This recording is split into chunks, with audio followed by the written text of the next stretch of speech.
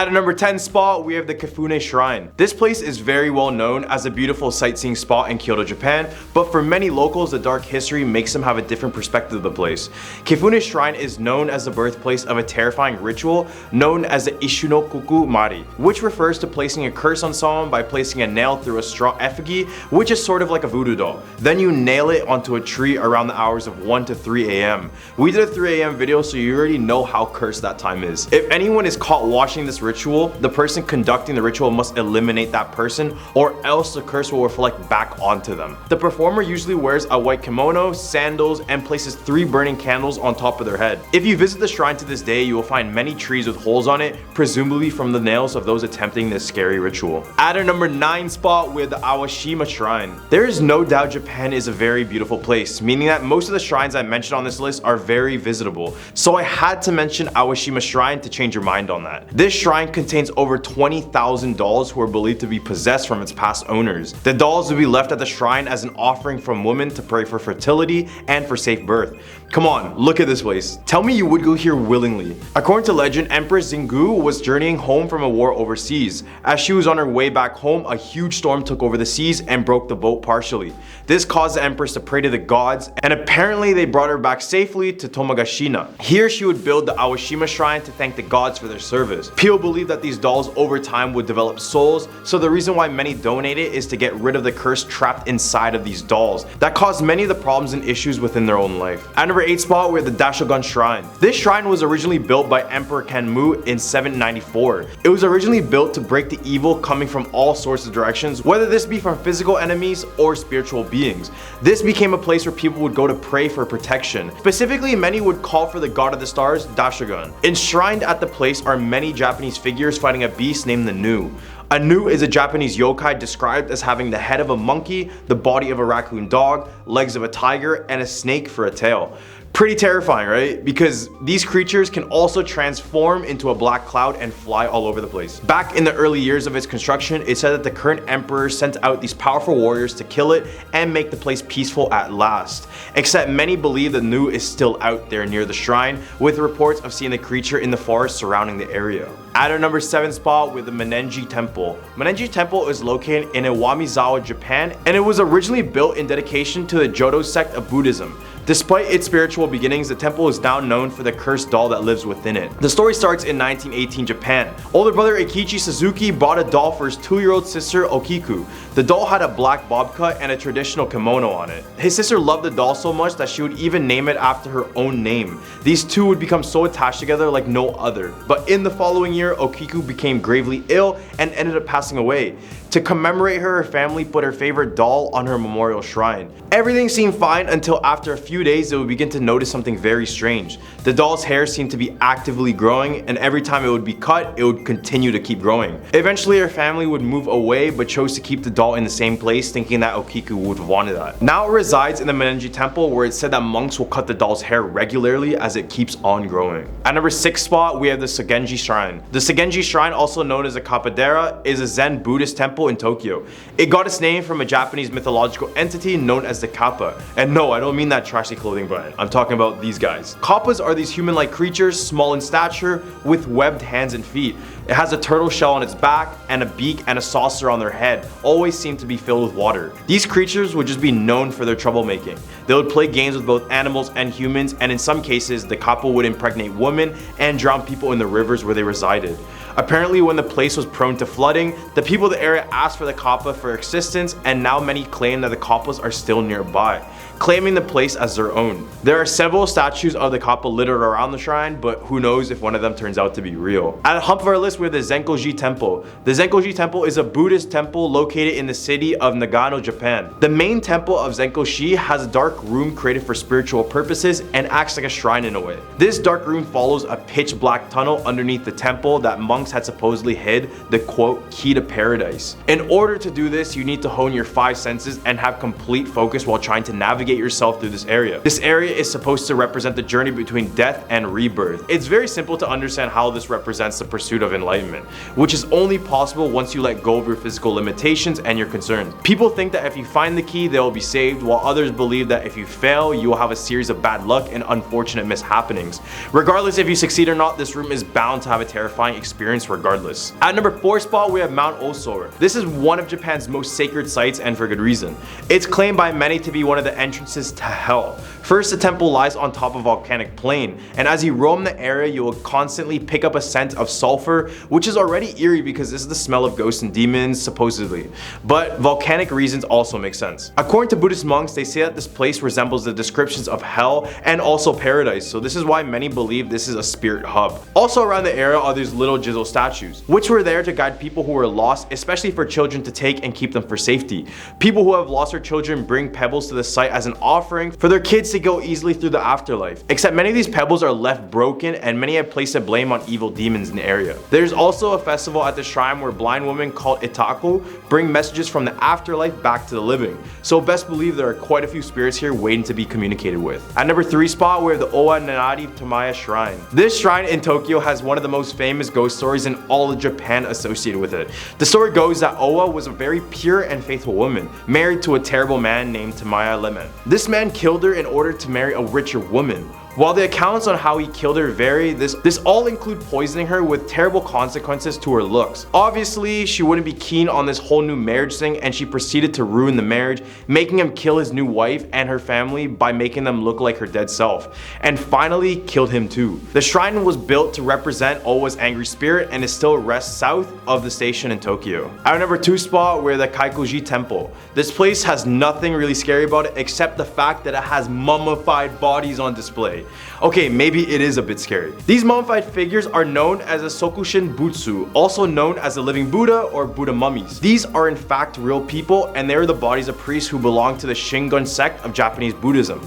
All the mummies we see here are priests who made the drastic decision in self-mummification. Just something about a body that is fully intact for hundreds of years that makes it so creepy, right? The process for the mummification would actually be pretty intense. For the first 1,000 days, they would do extreme fasting and exercising. Then on the next 1,000 days, they would reduce their diets to a bare minimum. The last 1,000 days would consist of entombment. Basically, they would bury themselves alive, essentially while in a deep state of meditation, in order to reach enlightenment. At number 1 spot, we have the Taki Shrine. This shrine is consumed in moss but looks very beautiful, but the story behind it completely ruins it. This shrine was established in the Teryaku era of Japan, which was around 900 AD. Legend goes that a man was hunting for yokai and fighting against sorcery in the region. When he was roaming the area, it would slowly get consumed by a dark black cloud. Unable to move further, the man prayed to the gods and fired an arrow up into the clouds. When the arrow came back down, the cloud drifted away, and the spot where the arrow hit is a supposed location of the Taki Shrine. Every now and then, the mountain will be filled with fog and mist, which only adds to the amazing atmosphere of the nature in the area, but it also has a little bit of creepiness in it. And it's also a time when most of the region's spirits seem to be resting. Many believe that many yokai are resting by the shrine, so it's best to visit this area when there's still light outside, because many people have gone missing when night hits. Starting off this countdown at number 10, Ise Grand Shrine. Japan is globally popular for its shrine culture and has approximately 80,000 shrines. The most important among all of them is Ise Grand Shrine.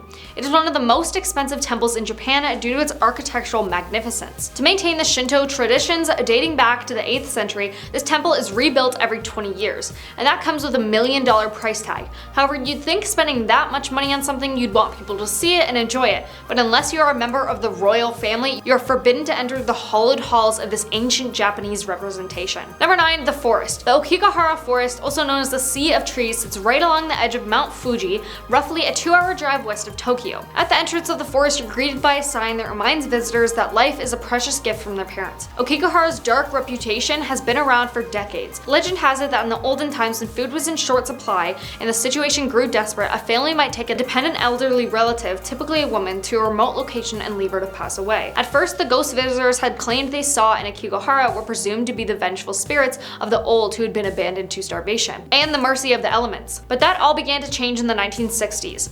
More than 100 people who were not from the area surrounding Okigahara took their own lives there between 2013 and 2015. Countrywide, people who took their own lives there totaled roughly 24,000. These numbers do not include attempts people made. It is not recommended that you visit this place, because even if you're just going to see it and enjoy the scenery, you may get sucked in and you may take your own life yourself. Number 8, Inunaki Tunnel. The old Inunaki Tunnel is a spot of a horrific incident deep within the mountains of Fukuoka. In December of 1988, the charred remains of a man were found within this mountain tunnel. The perpetrators of this gruesome act are reported to be a group of teenage boys. The area also has a history that goes back over 1,000 years as a training grounds for Budapest practitioners, who claimed the area to be a spiritual hotspot of lost souls.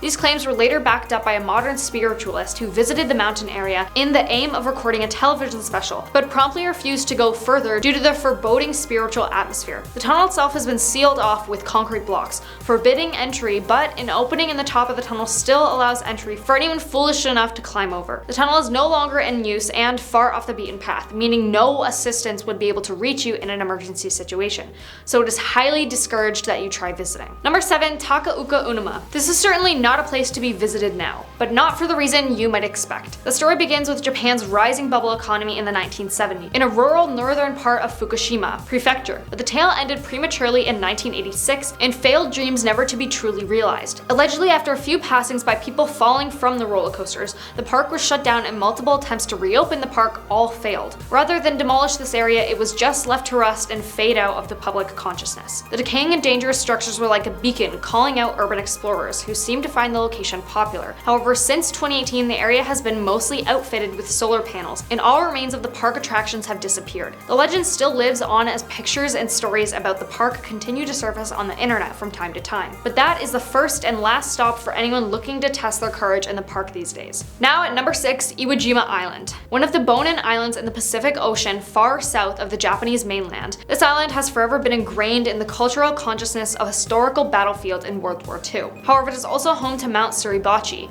a 161-meter high volcano that is listed as the most dangerous active volcano in the world, according to the University of Manchester. It is said that there is a chance of this volcano erupting sometime in the next 100 years, which would in turn lead to 25-meter-high tsunami waves hitting the coast of both China and Japan, leading to a potential death toll in the millions. The ghost stories of it related to the 40-day battle waged on the island, in which many thousands of soldiers on both the US and Japanese side lost their lives. It currently holds a base for the Japanese self-defense forces, and those stationed on the island have reportedly encountered the spirits of the soldiers who lost their lives there many years ago. Whether you would like to or not, it is nearly impossible to visit the island, as it is restricted to military personnel only. Halfway number 5, tattoos. Tattoos in Japan are not often accepted. Yes, as they are legal, you are technically allowed to have them, but if you go into some places, you will be frowned upon or possibly even kicked out if your tattoos are showing. In 1872, tattoos of all kind were prohibited to help give an appearance of civilization and sophistication throughout the country. This resulted in an increase in arrests and tattoo artists moving their shops underground. It wasn't until 1948 that tattooing became legal again. However, the stigma around the art has remained. In 2015, a Japanese tattoo artist was arrested for violating the Medical Practitioners Act. Police visited his tattoo parlor in relation to a criminal case against a pharmacy where the person was listed as a client. Becoming a medical doctor costs a lot of time and money, said the person. Locals and tourists with tattoos showing are in fact banned from entering places like bathing houses, beaches, gyms, hot springs, and pools. So safe to say, cover your tattoos in Japan, or you can say goodbye to a fun beach day and working out. Number 4, Nakagasuku Hotel. The ruins of this hotel is among the favorite terrifying attractions in Japan. The hotel was proposed as a luxury resort and just a little away from the castle of the same name. The hotel construction was opposed by a monk who said it would disturb the holy site and graves in the area, but capitalist greed took over and the owner started building it. After several mishaps and workers' deaths, the construction was later stopped. In a bid to restart it, the owner promised to stay overnight at the hotel to prove it was safe, but instead he returned talking crazy in the morning and disappeared off the face of the earth. Even today, people can see lights and feel cold presence in the empty corridors of the hotel. Now at number 3, Mount Osari. This is one of Japan's most sacred sites. Many people are denied entry into this place, and it's for a good reason, because it's claimed by many people to be the entrances of hell. First, the temple lies on top of a volcanic plain, and as you roam the area, you will constantly pick up the scent of sulfur, which is already eerie because this is a smell of ghosts and devils, supposedly. But volcanic reasons also make sense. According to the Buddhist monks, they say this place resembles the descriptions of hell and also paradise, so this is why they believe this is the spirit hub. Around the area, there are these little Jizo statues, which are used to guide people who were lost, especially for children to take and keep them for safety. Parents who have lost their children bring pebbles to the site as an offering for their kids to easily go through the afterlife. Except many of the pebbles are left broken, and many people blamed it on evil demons in the area. They even have a festival at the shrine, where blind women call a taco, brings messages from the afterlife back to the living. So best believe there are quite a few spirits here waiting to be communicated with. Number 2, Hashima Island. Hashima Island in Japan is completely deserted now, but it was once the most densely populated regions on the planet, a hub for undersea coal mining. It was used in that capacity for almost a century, from 1887 until 1974.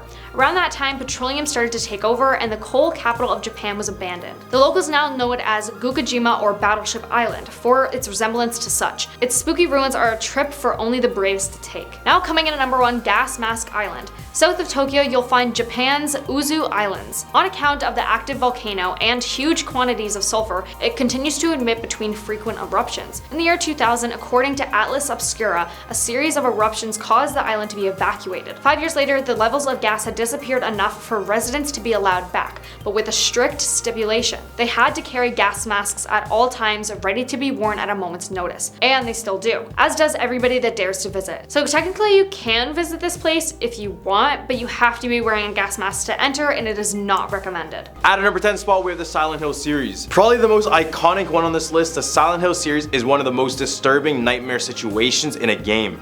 The music, the atmosphere, the story, the monsters. It seems like this game took over the horror genre and just made it its own. Silent Hill was published by Konami back in 1999. It is a psychological horror franchise, and much of the game deals with the actions people take and the way they justify it using guilt, anger, or manifesting it to be something bigger.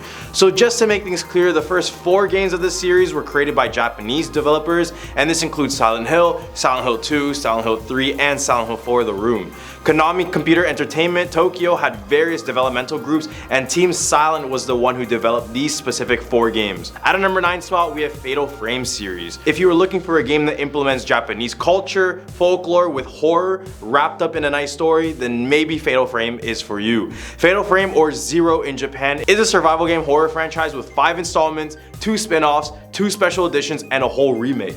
These horrific games were developed by Japanese video game developers Tecmo, who has also released games like Dead or Alive, Deception, or Star Force. The game has you playing as a single character walking around a haunted location looking for clues and fighting ghosts with only a camera. It's called the camera obscura, and it's able to take pictures that normal humans can't see, kind of like a third eye to see spirits. Set in the 1980s Japan, this game takes place in Himura Mansion, where it's said that every 10 years a ritual involving sacrificing a young girl would take place. They would do this by detaching her from all worldly needs before sending her to the afterlife. Except 1 year it all failed because the young girl fell in love. This caused the family to believe they had dishonored themselves and the family, in which caused each and every single one of them to take their own life away by a traditional Japanese katana. Now their souls are trapped in this mansion for you to explore. At number 8 spot, we have The Evil Within. This is a game that is a very skilled reliant game in that every action and decision you take will actively change the world around you. So at times this game is pretty terrifying.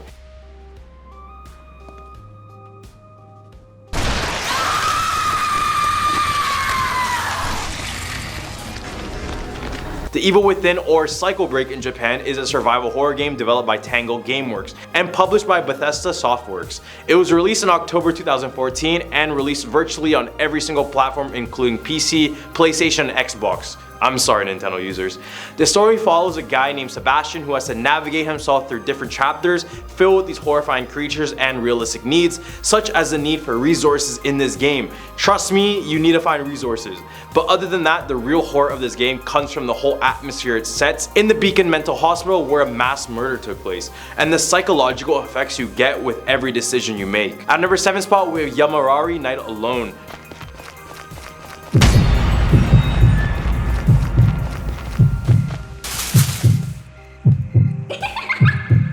Yamorari is a puzzle-solving survival horror game developed by Nippon Ichi Software. The game I will be talking about is only one game of the Yamari series. Being released in October of 2015, the game received a lot of international praise.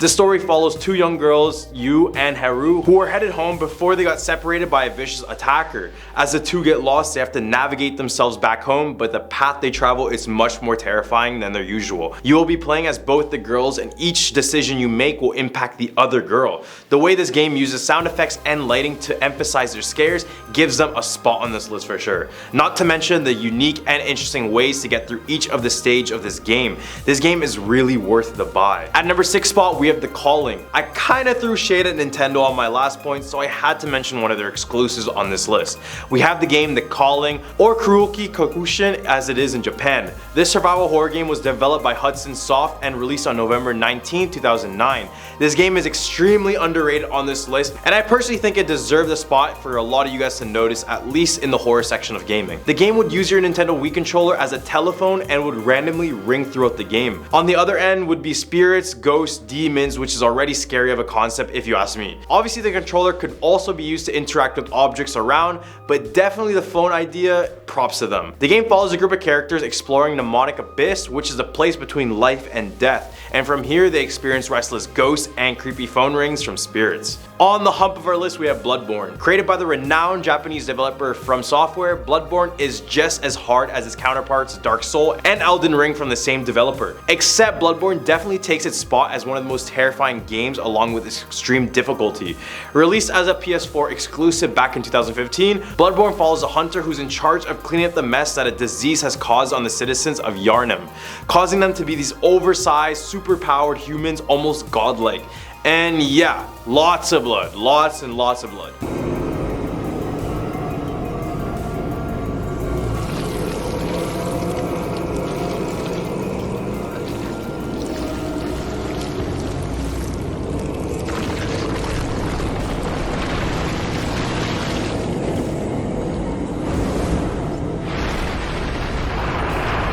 This gothic-inspired city harbors some of the most cruel enemies ever shown in horror games, along with the creepy atmosphere that follows you throughout the entirety of the game. My favorite thing about this game that sets them apart from others on this list is definitely their combat system. There are so many different weapon types that only add up to so many different combat strategies. This game allows you to go crazy and pull off combos, which is always something fun to do. And this definitely beats poking and weaving around the whole time.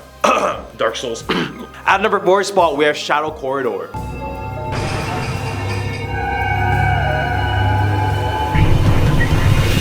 This survival indie game was created by a single man named Kazuki Joma, using the infamous Unreal Engine 4. It was released as a free-to-play on June 21st, 2017. In the beginning, you start off as a normal person walking happy across multiple old valleys of Japan. This until you get into a tunnel that transports you into a nightmare in a pure Spirited Away style. Inside this nightmare, you have to confront a world full of apparitions, no mask, and demons and creatures. As well, you have to collect items to survive and get to solve the mystery behind this nightmarish world. Another great point in favor of this game is that in order to unravel all of its secrets, you're going to be spending lots of hours finding hidden items, hidden rooms, collecting all special items, running against the clock to finish the stage, all sorts of things. All the way at a number 3 spot, we have Siren Blood Curse. Siren Blood Curse, or as it's known in Japan as Siren New Translation, is a stealth-based survival horror game developed by Sony's Japan studio. It was exclusive for PlayStation, so once again, Xbox fans have another one of those games that will never see the light of day. The game was later released in 2008. The story begins on August 3rd, 2007 and focuses on an American television crew that arrives in Japan to investigate and document the legend of Hanuda, a vanished village where human sacrifices are said to have taken place 30 years prior.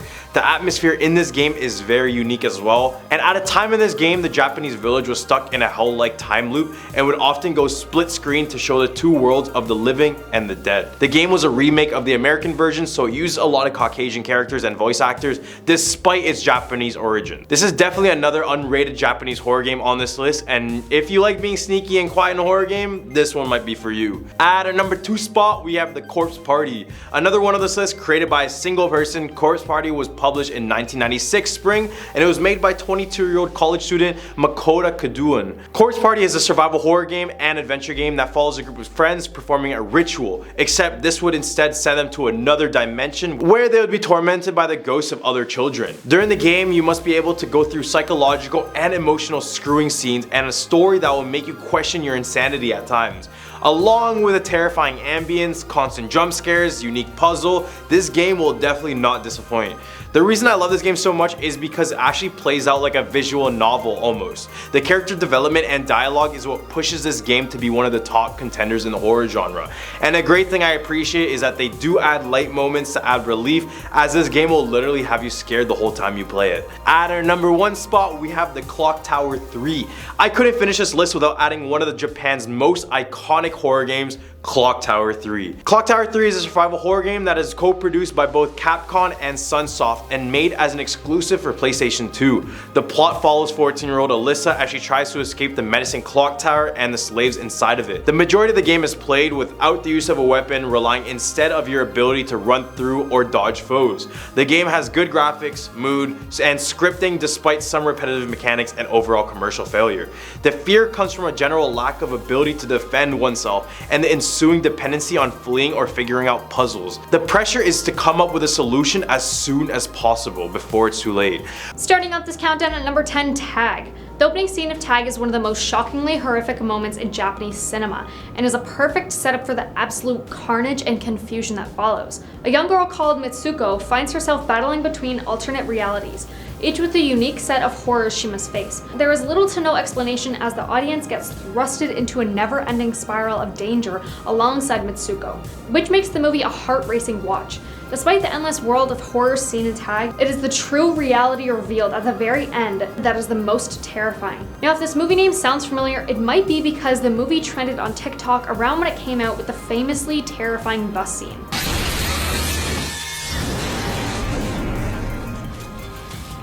We can unfortunately only show a short clip because it's from a movie, but does that scene not just give you goosebumps? Like, holy, talk about intense. Now at number 9, The Ghost of the Hunchback. Hajime Sato's 1965 Toei movie Hayden Samushi Atoko goes by several names in the West: The Ghost of the Hunchback, House of Terrors, and Satan's Pit.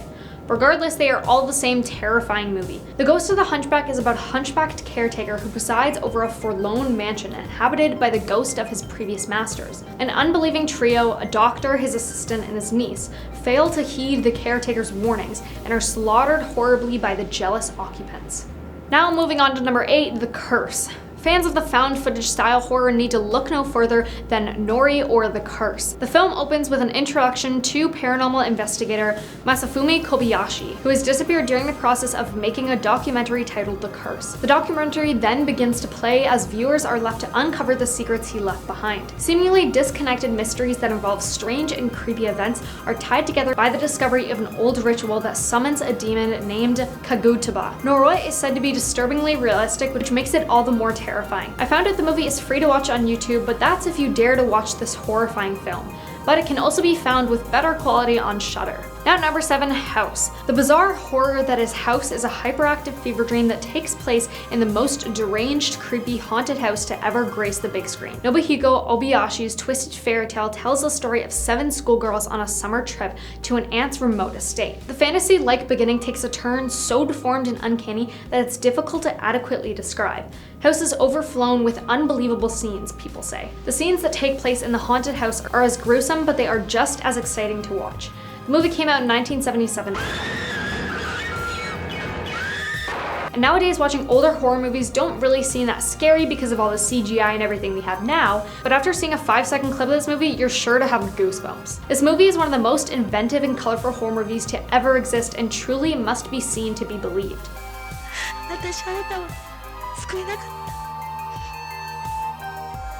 Now at number 6, Sadeko vs. Keiko. Yes, the vengeful ghosts of Ring and The Grudge are iconic, but if you've ever wondered which ghost is stronger, well, here's a movie that brings them together for the ultimate face-off and answers just that. We follow Natsumi, a woman who watches Sadeko's cursed videotape and realizes it's only a matter of time before Sadeko kills her. She tries to save herself by pinning Sadeko against Keiko, a malevolent spirit who resides in a haunted house, hoping they would kill each other and end the curse. The film takes the best parts of the two movies' antagonists and blends them together, capturing the dread and hostility perfectly. And funny enough, the movie seems very similar to Ring. Well, based on the trailer, that is, because I haven't seen the movie, but after seeing the spooky trailer, I might just have to give it a watch. It's creepy and fun and totally worth the watch, and the movie can be found on Amazon Prime, YouTube, and Shudder. ここにいるのは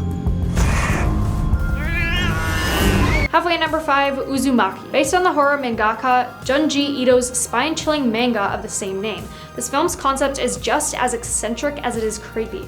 It's about a cursed town whose inhabitants are haunted by ominous spirals that drive the townspeople mad, and sometimes to the point where they take their own life. Our protagonists race to break the curse, but can it really be stopped? The strengths here are the ghastly body horror, the lack of standard backstory, lending to the sense of hopelessness, and the nightmarish, surreal imagery. A man crawls into a washing machine, people turn into snails, and your fingertips have spirals. Even the sky is cursed with spiral-like clouds. This is certainly not a town I'd personally want to live in, and based on the trailer, it looks very freaky and cryptic looking.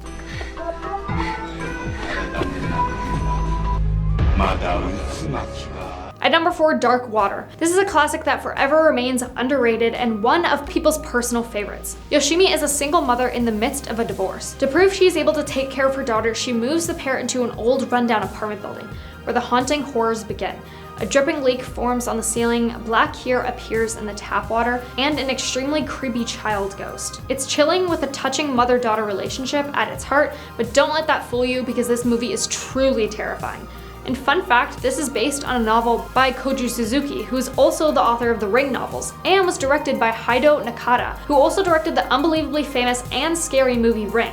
Some even say it's Japan's saddest horror movie. Here at number 3, Corpse Party. The movie Corpse Party is based on the horror video game series of the same name. There's also an anime and manga too. It's set in a haunted school and is incredibly dark and blood-curdling, which is right up the alley for most big horror fans. It has everything: blood, gore, mystery, and ghosts.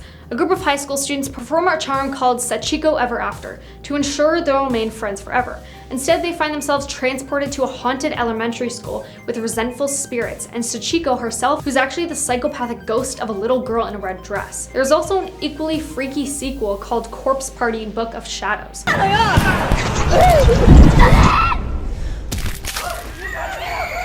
Now coming in at number 2, Ring-You. Ring-You is a cult horror film of legendary status. Its prominence as one of the best horror films to come from Japan has not wavered over for more than 2 decades since its release. Ring-You subjects viewers to a deep-seated psychological attack that leaves them with a mysterious and lasting sense of doom. The story itself is deceptively unassuming. Watch a cursed videotape and die a gruesome death 7 days later. It's a masterful way director Hideo Nakata cloaks Ring-You in growing dread that makes it a superior film. The frightening jump cuts become implanted in your mind, and the metallic screeching will ring in your ears for days after watching. Of course, this one is good, but for me, I really like the newer remakes of Ring, but still, if you haven't seen it, I highly recommend this one. Now coming in at number 1, The Grudge. It's impossible to talk about Japanese horror movies without mentioning Ju-on or The Grudge. The movie is disconnecting thanks to its non-linear narrative, but viewers can expect to encounter 2 terrifying, restless spirits ready to torment anyone that enters their home. Everything about the film is sure to inflict sheer terror. The Grudge draws on horrors from both the real and paranormal, since the terrible crimes committed become the cause of the restlessly horrifying supernatural events. The creeping sense of a foreboding that builds throughout the movie lingers well after watching. I chose to put this at number 1 because I'm a big horror fan, but most horror movies don't actually scare me. But this one actually kept me up at night. I swear all I could hear when I tried to fall asleep was that creepy noise.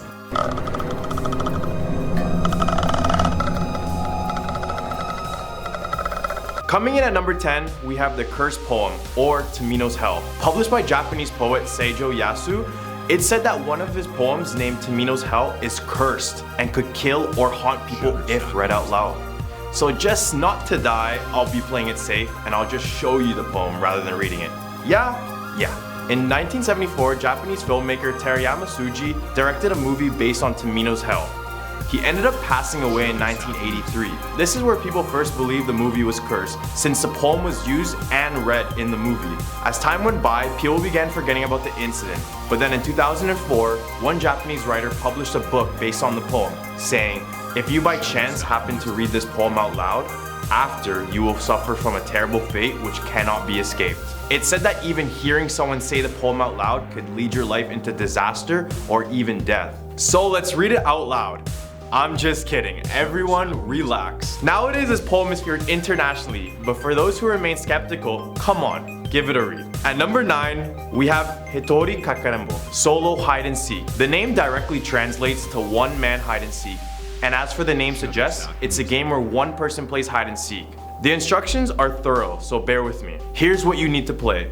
A stuffed toy with arms and legs, a red thread and a needle. rice, nail clippers, a box cutter, and a cup of salt water. The process is kind of complicated, so bear with me.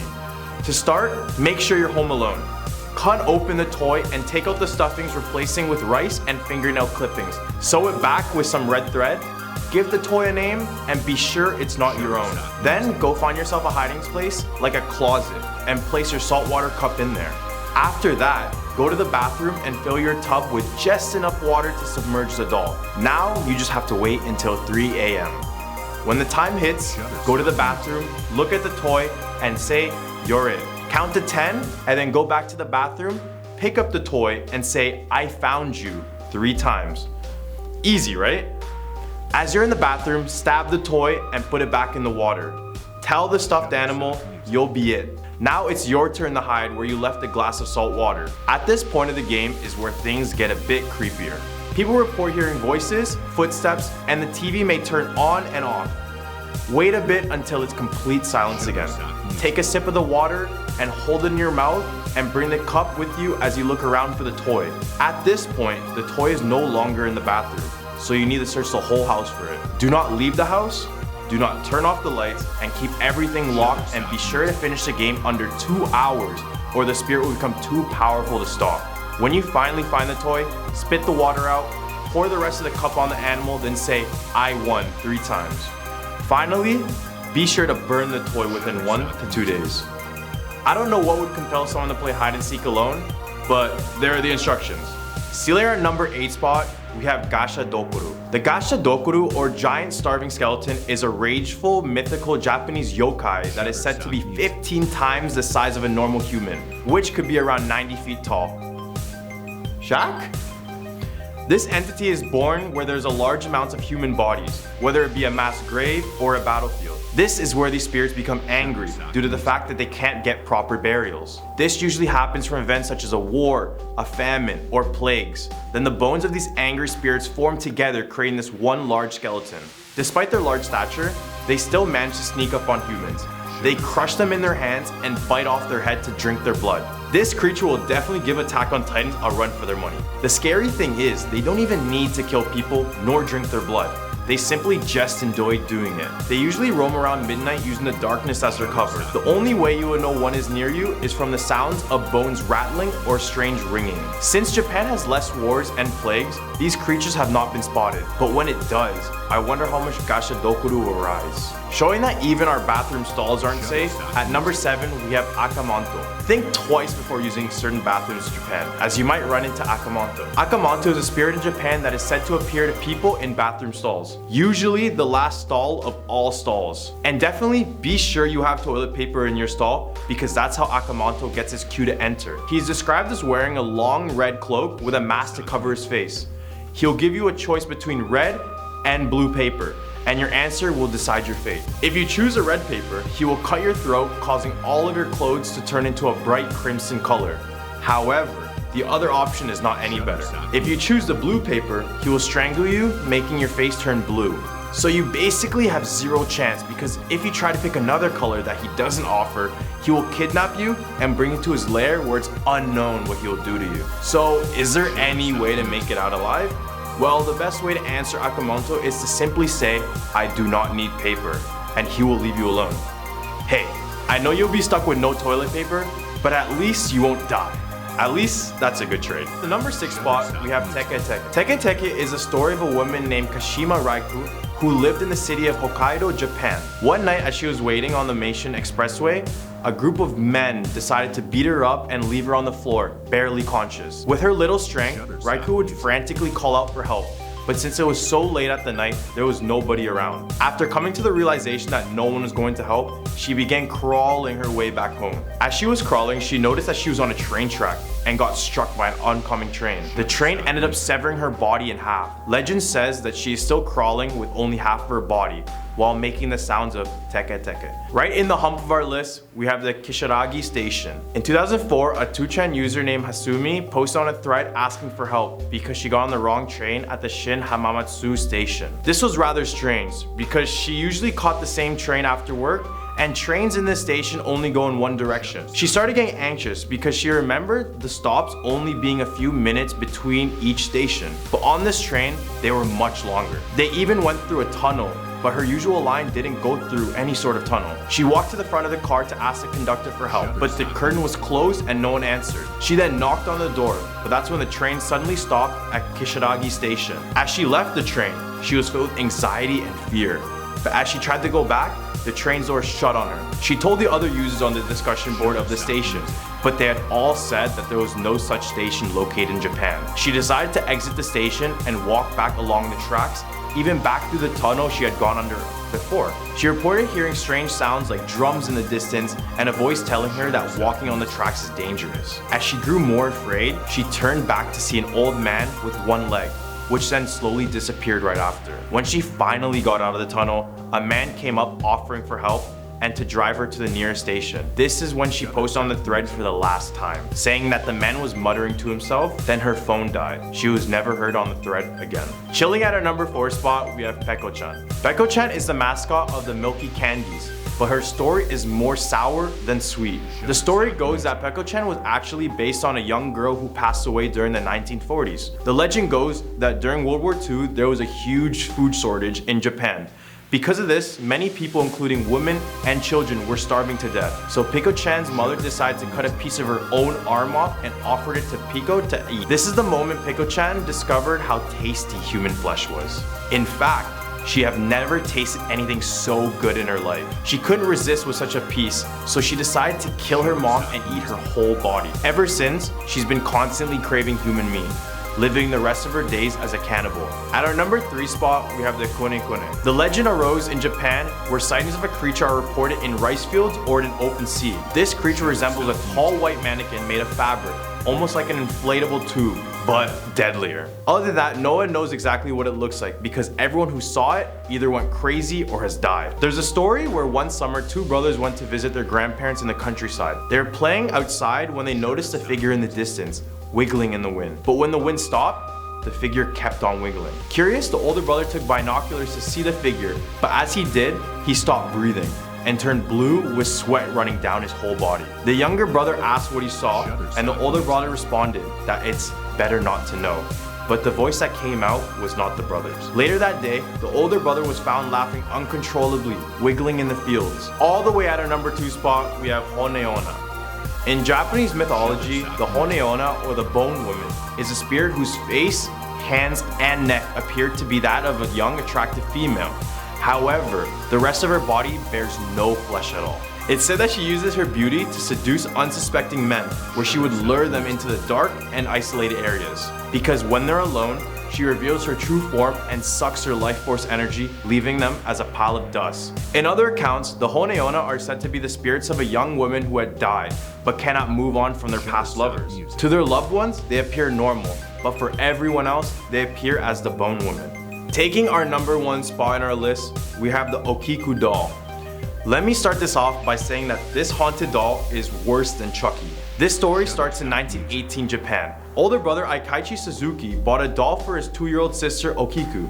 The doll had a black bob cut and a traditional kimono. His sister loved the doll so much that she even named it after her own name. These two would become attached together like no other. But in the following year, Okiku became gravely ill and ended up passing away. To commemorate her, her family put up her favorite doll on her memorial shrine. Everything seemed fine until after a few days, they would begin to notice something very strange. The doll's hair seemed to be actively growing, and every time it was cut, it would keep on growing until it reached just above the knees, which happened to be the same place where Okiku's